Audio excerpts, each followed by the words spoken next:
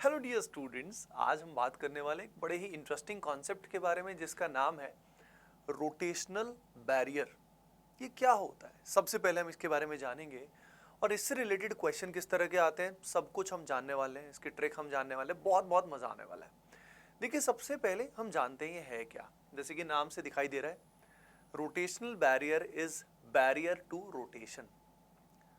अब ये किस फॉर्म में होता है? एनर्जी के फॉर्म में होता है। किस फॉर्म में होता है? तो चलो एक एग्जाम्पल से समझते हैं। जैसे कि आप यहाँ पे देख सकते हैं, ये दिया हुआ है हमारे सामने एन ब्यूटेन, नॉर्मल ब्यूटेन दिया हुआ है। और ये एरो क्या रिप्रेजेंट कर रहा है? दिस एरो इज रिप्रेजेंटिंग कि मान लीजिए इस मॉलिक्यूल में इस पर्टिकुलर सिग्मा बॉन्ड के अक्रॉस रोटेशन होता है। इस सिग्मा बॉन्ड, ये बीच में सिग्मा बॉन्ड है और इसके अक्रॉस रोटेशन हो रहा है। इसके अक्रॉस जब रोटेशन हो रहा है तो in that particular scenario energy के कुछ चेंजेस होंगे। मॉलिक्यूल में कभी एनर्जी बढ़ेगी, कभी घटेगी। आप ध्यान से देखिए, मान लीजिए ये स्टेट ऑफ एनर्जी को ए मान लेते हैं और ये स्टेट ऑफ एनर्जी को बी मान लेते हैं। ये जो मिनिमा है, इन दोनों को ए और बी मान लेते हैं। लेकिन ए से बी तक पहुंचने के लिए बीच में जो ये सी पॉइंट है, ये काफी ऊंचा है। यानी ए से बी पे तभी पहुंचा जाएगा जब हमारे पास ये जो डिफरेंस दिख रहा है, ये जो ए और सी के बीच में जो ये गैप है, ये अगर एनर्जी हमारे पास अवेलेबल होगी तभी हम रोटेशन कर पाएंगे। अगर हमारे पास एनर्जी, सिस्टम में एनर्जी अगर इससे कम अवेलेबल होगी तो रोटेशन हो ही नहीं पाएगा। तो आप बेसिक बात समझिए कि किसी भी बॉन्ड के अक्रॉस जब रोटेशन की जाती है तो रोटेशन के दौरान एनर्जी के चेंजेस आते हैं, राइट।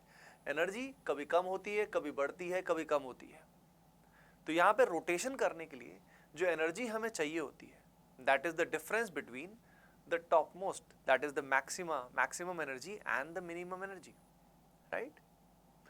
तो यहाँ पे अगर हम देखें तो ये पर्टिकुलर इसमें रोटेशनल बैरियर है। अगर ये एनर्जी हमारे पास होगी तो हम नेचुरली ए से बी वाली स्टेट पे पहुंच पाएंगे।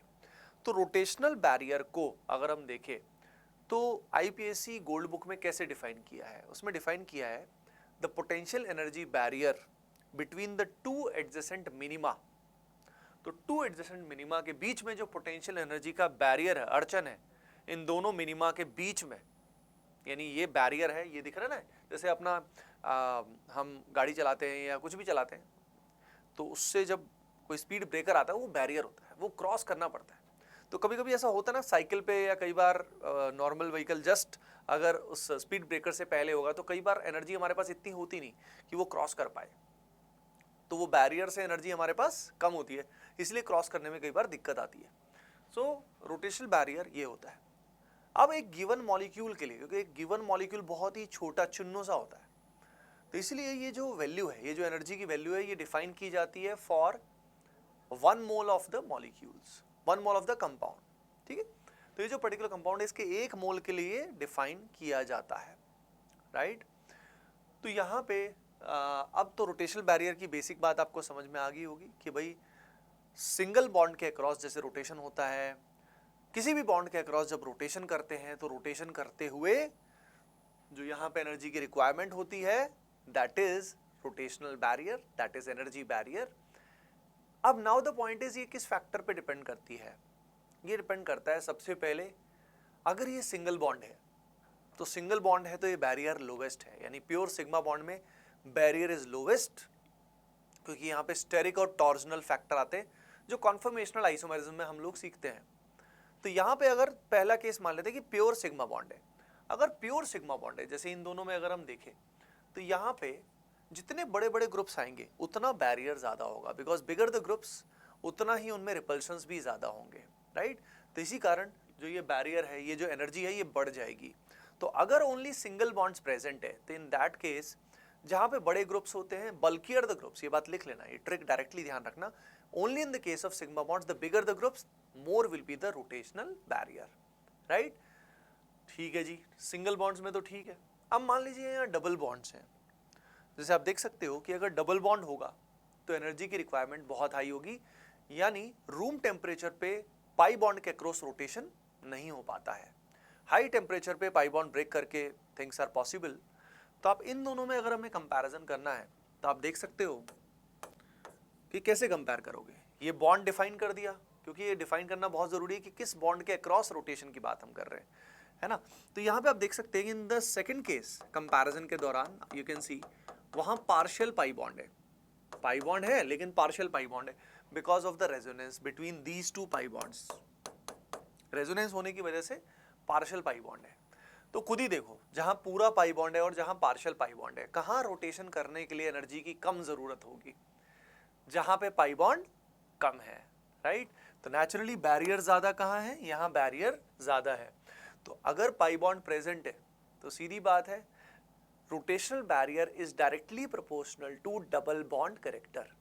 Rotational barrier is directly proportional to double bond character. जितना डबल बॉन्ड कैरेक्टर ज्यादा होगा उतना रोटेशनल बैरियर ज्यादा होगा। इसके लिए आपको रेजोनेंस हाइब्रिड ध्यान रखिए, focus on the resonance hybrid.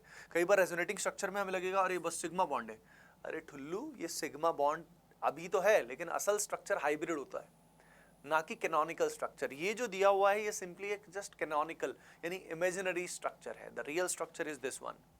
आइए देखते हैं अगले एग्जांपल में, जैसे इन दोनों में कंपैरिजन करना है तो हम बहुत इजीली देख सकते हैं कि यहाँ प्योर सिंगल बॉन्ड है, लेकिन यहाँ पे ये जो लोन पेयर है ये सी डबल बॉन्डों के साथ रेजोनेंस कर रहा है, जिस कारण यहाँ का जो कार्बन नाइट्रोजन बॉन्ड है बेटा असल में यहाँ पार्शियल डबल बॉन्ड कैरेक्टर आ जाएगा।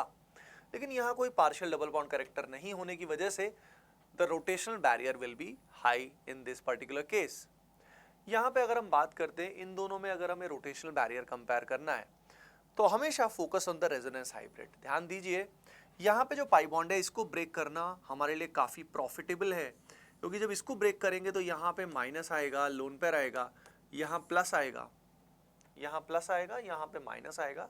एंड क्यों ब्रेक करेंगे? क्योंकि ब्रेक करने के बाद ये दोनों रिंग्स इंडिविजुअली एरोमेटिक बन जाएगी। ये रिंग भी एरोमेटिक बन जाएगी and this ring will also be aromatic, जिस कारण इस बॉन्ड को के अक्रॉस रोटेशन करना रिलेटिवली आसान हो जाएगा, फिजिबल हो जाएगा। लेकिन यहाँ पे देखिए, यहाँ पे अगर इस पाई बॉन्ड को तोड़ना है तो थोड़ा रास्ता कठिन है, क्योंकि एक रिंग एरोमेटिक बनी तो दूसरी एंटी एरोमेटिक हो जाएगी। हेंस यहाँ पे अगर हम बात करें डबल बॉन्ड कैरेक्टर के बारे में तो double bond character will be less in this particular case. So इन दोनों में अगर हम देखें तो भाई कौन जीतने वाला है? Barrier will be more here, because यहाँ पे डबल बॉन्ड कैरेक्टर ज्यादा रहेगा, यहाँ पे डबल बॉन्ड कैरेक्टर लेस रहेगा। तो भाई ओवरऑल पहले मैं सम अप कर देता हूं। देखिए, rotational barrier primarily it is barrier to rotation, लेकिन अगर हम कंसेप्चुअली डीप में देखें तो ये कैसे वर्क करता है ये आपको समझ में आ गया होगा। इसको कंपैरिजन कैसे करते हैं? प्योर सिंगल बॉन्ड्स में आपने देख लिया, लेकिन जब सिंगल बॉन्ड भी है, डबल बॉन्ड भी है, पार्शियल डबल बॉन्ड भी है, तो जितना डबल बॉन्ड कैरेक्टर ज्यादा होगा उतना बैरियर ज्यादा होगा। दैट इज वाई आपको रेजोनेंस करना, रेजोनेंस का कॉन्सेप्ट, एरोमेटिसिटी का कॉन्सेप्ट आना बहुत बहुत जरूरी है। जैसे कि ये पर्टिकुलर आपका होमवर्क क्वेश्चन है, this is A and this is B. आपको बताना है ए और बी में यहाँ कार्बन नाइट्रोजन बॉन्ड है, यहाँ पे कार्बन ऑक्सीजन बॉन्ड है।